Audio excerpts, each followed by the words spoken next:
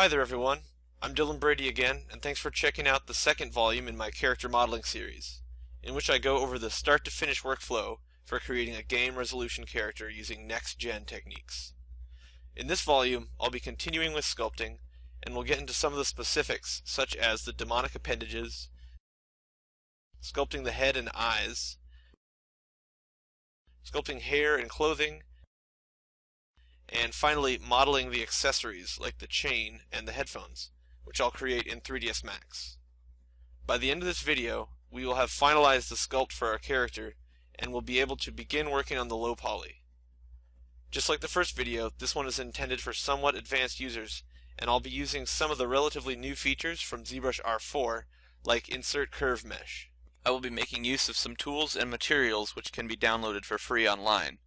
Included in the source assets will be a text file containing website links to these resources. So, let's get started.